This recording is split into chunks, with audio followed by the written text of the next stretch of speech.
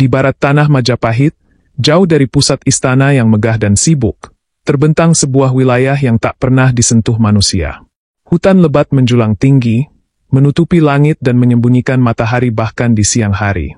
Di balik pepohonan tua yang akarnya menjalar seperti ular raksasa, selalu ada kabut tipis yang menggantung di udara.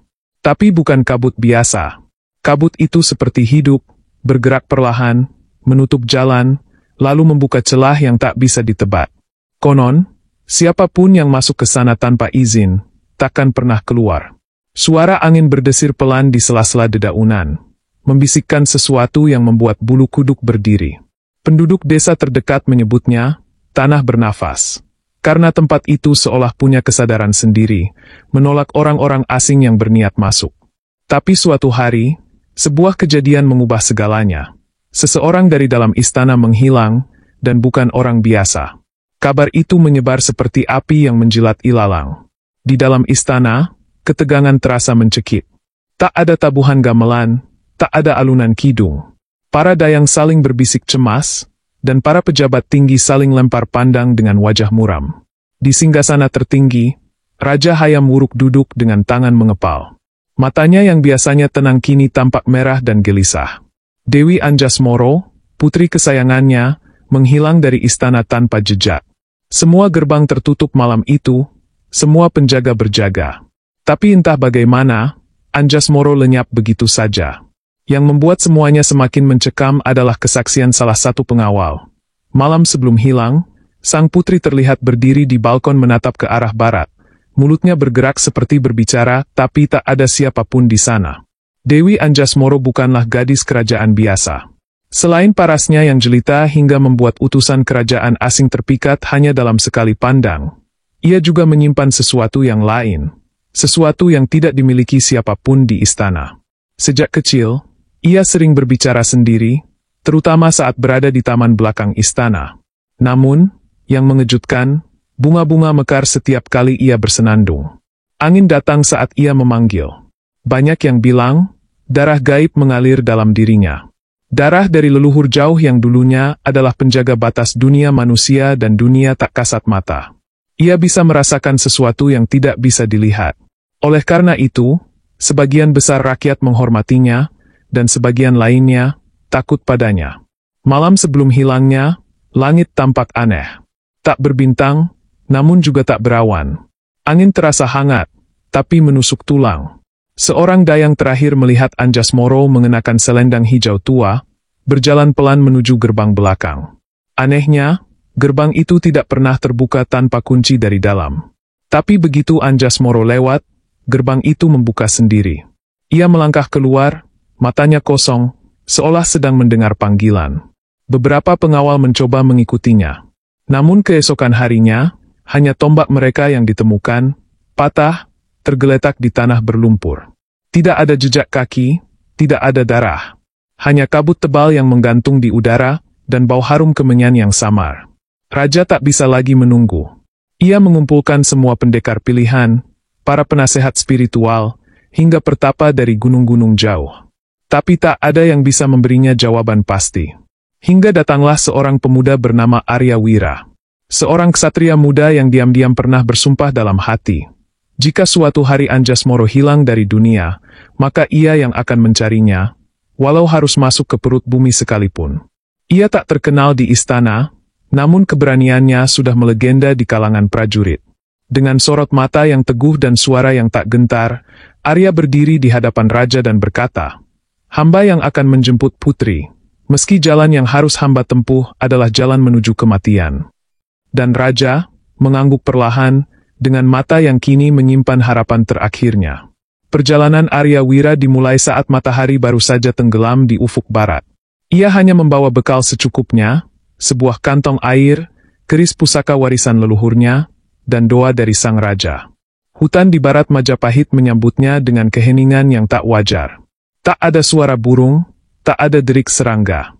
Seolah seluruh alam diam, memperhatikan langkah kaki seorang manusia yang berani memasuki wilayah terlarang. Namun baru beberapa ratus langkah dari batas desa terakhir, udara berubah drastis. Daun-daun bergemerisik meski tak ada angin, dan pepohonan seolah bergerak pelan, memutar arah jalan. Arya tahu, ini bukan hutan biasa. Tempat ini hidup. Berkali-kali ia mencoba berjalan lurus, namun ia kembali ke titik yang sama. Suara tangisan anak kecil tiba-tiba terdengar dari dalam rimbunnya semak, tapi saat Arya mendekat, suara itu menghilang. Lalu suara tawa menggema. Tawa perempuan, lirih, tapi menggoda. Arya mencengkeram kerisnya erat. Ia tahu, kini ia telah benar-benar melangkah masuk ke wilayah tak kasat mata. 3 malam ia berjalan tanpa arah yang pasti.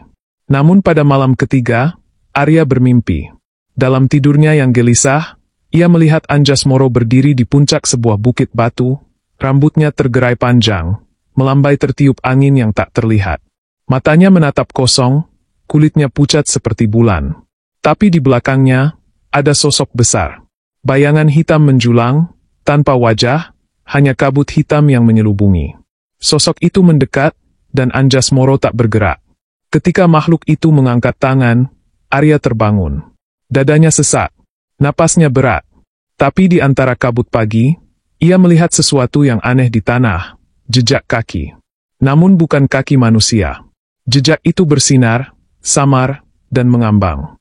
Seolah sang pemilik tidak menyentuh tanah. Arya mengikuti jejak itu, pelan-pelan, sambil membacakan doa perlindungan dalam hati. Jejak itu menuntunnya semakin dalam ke hutan yang kian sunyi. Tak ada suara selain detak jantungnya sendiri.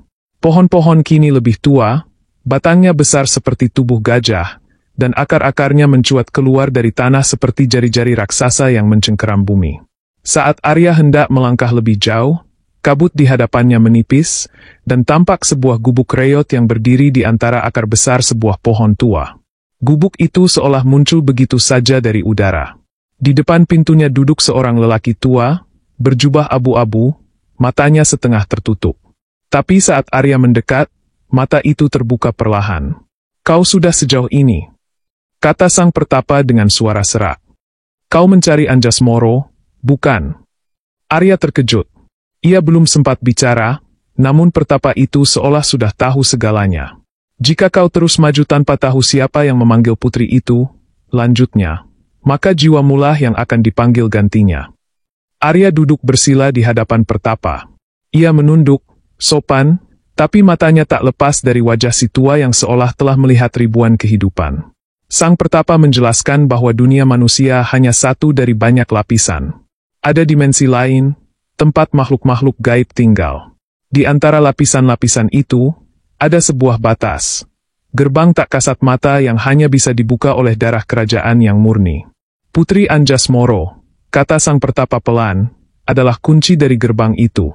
Darahnya memanggil, dan panggilan itu dijawab oleh sang penunggu gunung. Makhluk itu, katanya, adalah penjaga alam gaib yang selama ratusan tahun terikat oleh perjanjian dengan leluhur Majapahit.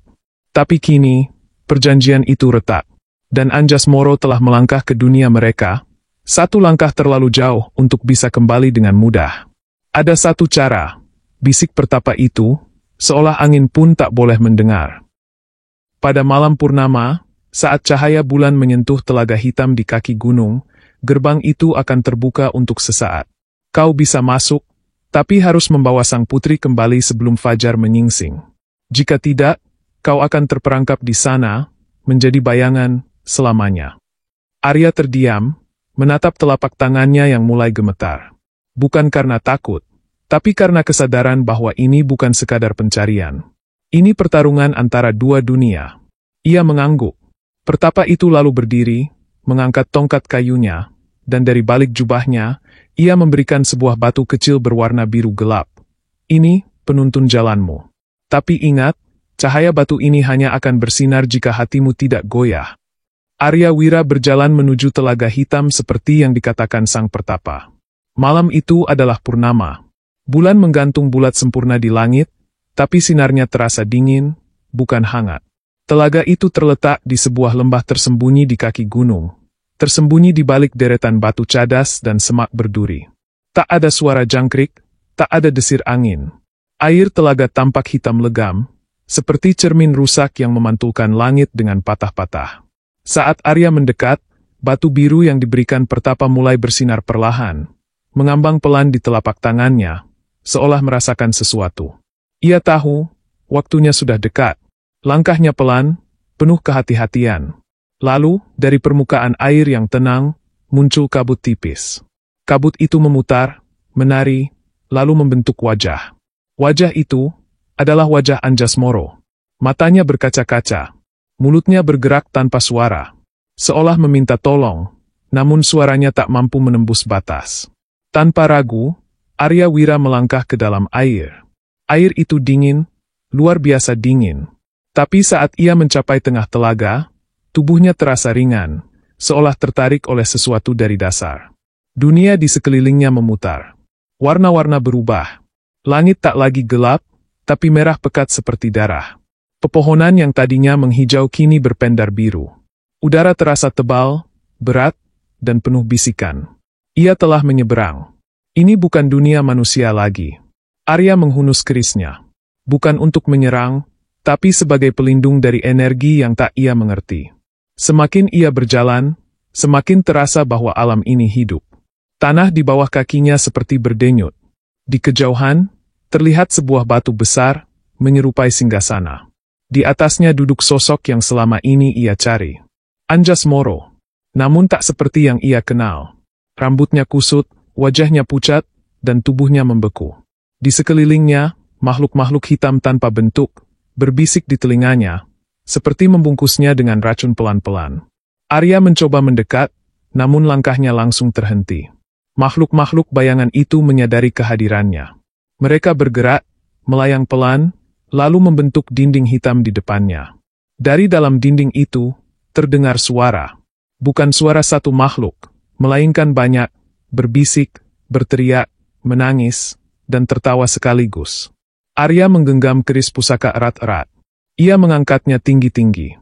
Cahaya menyilaukan langsung menyambar, membuat makhluk-makhluk itu mundur sesaat. Namun satu suara muncul dalam pikirannya. Bukan dari luar, tapi dari dalam dadanya. Suara lembut, familiar, suara sang pertapa. Jangan lawan bayangannya, lawan lukanya. Arya terdiam. Ia sadar, ini bukan soal bertempur. Ini tentang menyembuhkan. Tentang menyentuh bagian terdalam dari jiwa Anjasmoro yang masih bertahan. Ia menyarungkan kembali kerisnya. Lalu ia duduk di tanah, dan mulai bernyanyi. Bukan lagu perang, bukan tembang pemanggil roh. Tapi sebuah nyanyian sederhana, tembang yang dulu sering mereka lantunkan bersama di taman istana, saat matahari sore menyentuh dedaunan dan bunga-bunga bermekaran. Suara Arya lirih, namun jelas. Mengalun lembut di antara gemuruh dimensi asing itu. Bayangan-bayangan itu mulai gelisah. Mereka menggeliat, mengejang, lalu berteriak, panjang dan nyaring. Satu persatu mereka memudar, seperti debu yang tertiup angin. Di atas singgasana, tubuh Anjasmoro gemetar. Tangannya terangkat, matanya membelalak, dan setetes air mata jatuh dari pipinya. Ia ingat siapa dirinya. Anjasmoro bangkit dengan perlahan. Langkahnya masih ragu, namun sorot matanya telah kembali. Arya berdiri, menatapnya, dan dalam diam mereka saling mengerti. Namun tanah mulai bergetar. Dimensi itu menolak kehadiran mereka. Segalanya mulai runtuh. Batu retak. Langit merah bergemuruh. Tanah tempat mereka berpijak pecah satu persatu. Makhluk-makhluk hitam yang tersisa melolong, mencoba menarik mereka kembali. Arya menggapai tangan Anjasmoro. Ia menggenggamnya erat. Lalu, dengan satu gerakan cepat, ia menghunjamkan keris pusaka ke tanah. Cahaya putih menyembur, menelan segalanya. Suara ledakan terdengar, lalu, gelap. Hening.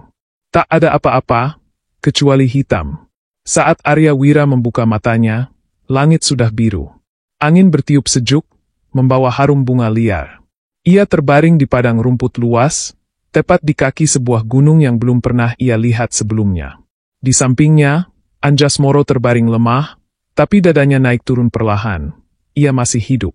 Di kejauhan, kabut mulai naik perlahan dari lembah, seolah menyelimuti segalanya dengan tenang, bukan lagi mencekam.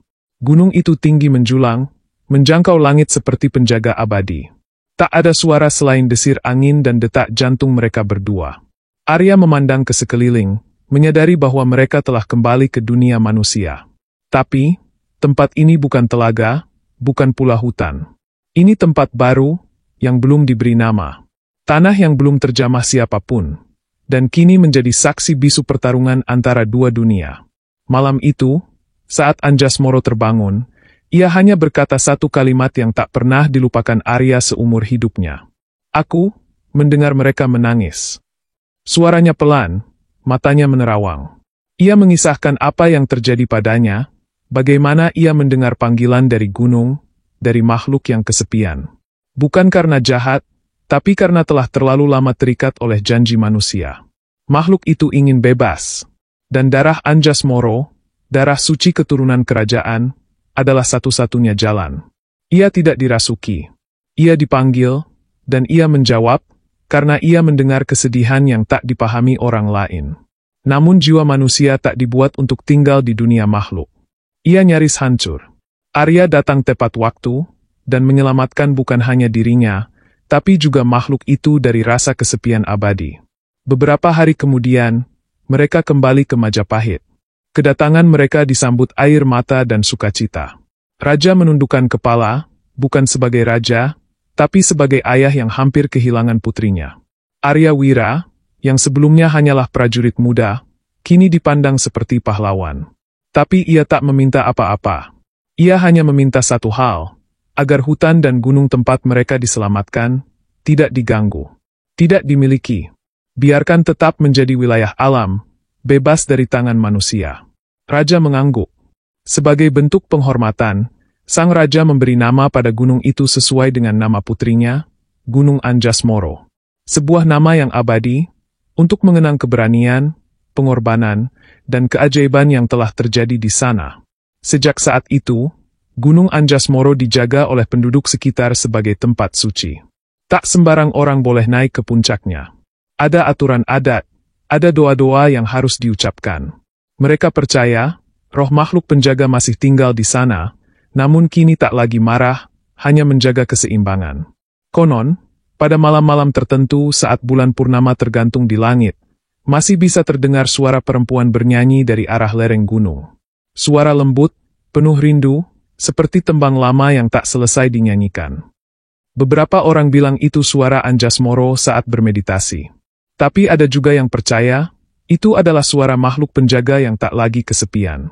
Dan begitulah, Gunung Anjasmoro berdiri, tak hanya sebagai keindahan alam yang megah, tapi juga sebagai penjaga kisah lama yang tak lekang oleh waktu.